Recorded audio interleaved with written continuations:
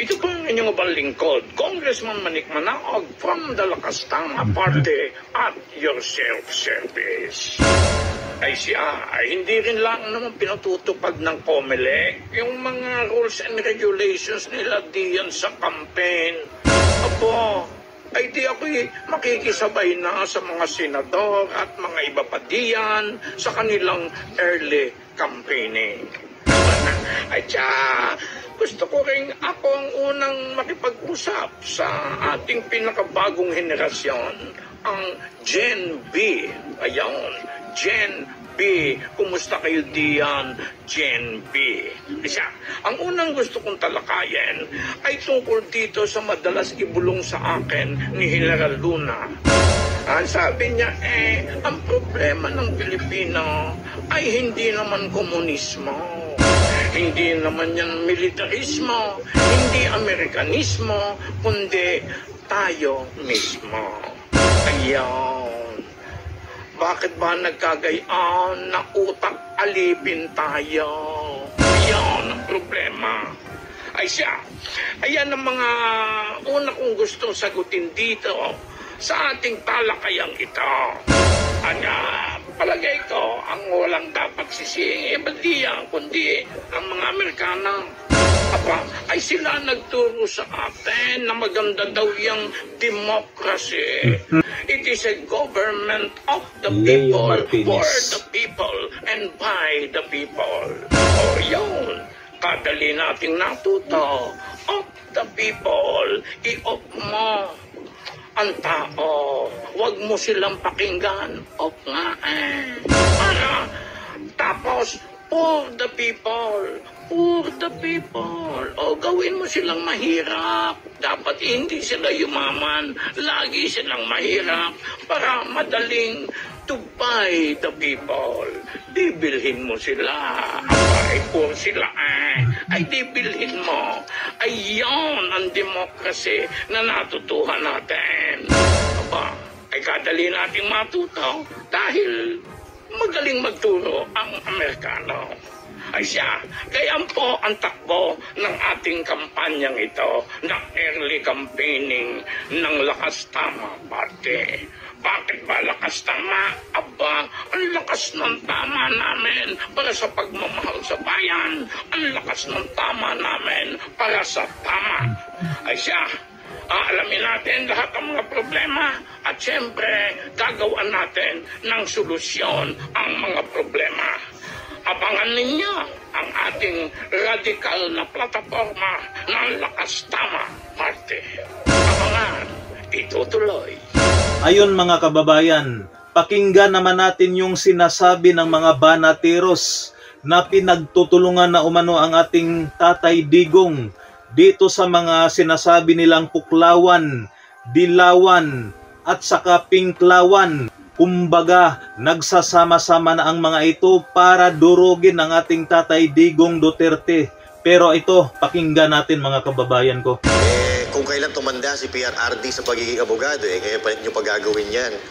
Kumbaga, kahit hindi na i-practice ni PRRD yan, wala na. Ang problema kasi dito mga partner, tama yung sinabi mo, Coach Oli, no? Dahil tinanggap ni VP Sara Duterte na maging abogado niya si PRRD dito sa mga isinasamba sa kanya na mga kaso nitong mga tuwan ko, ano?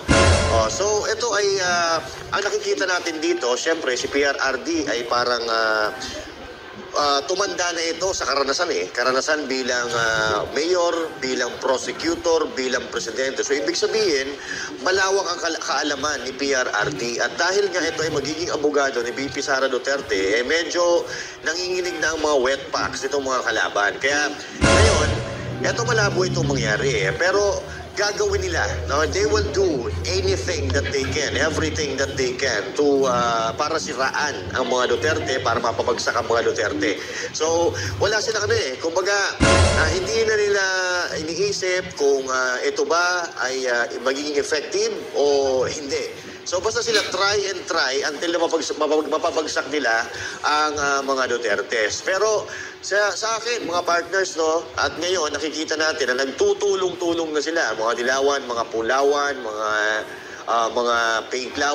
Courtesy pala ito sa Isiminay mga kababayan ko, at pakinggan naman natin si Coach Oli. Gumigit Ayan. na. Pag ang abogado mo nga naman ay si PRRD, ang dating presidente na talaga namang napakalakas pa rin sa pagmamahal ng taong bayan, eh syempre matatakot ang ibang mga politiko na gawin itong impeachment. Pero sino po niloloko natin? Alam naman natin ang impeachment ay political in nature. Numbers game po ito, wala naman silang karapatan magdesisyon kung sino ang tama or mali. Alam naman po natin na ang may karapatan lang dyan ay ang korte. So, this is political, no? At kita nyo naman, napakalinis po ni BP Sara, and yet, dahil sila ang nakaupo, sasampahan ngayon ng impeachment. Well, obviously, that is political. Kaya lang ngayon, nakikita natin, malakas partners yung mga Duterte. Kaya hindi matuloy-tuloy ang itong pagsampa. Walang gustong pumirma dyan sa impeachment na yan.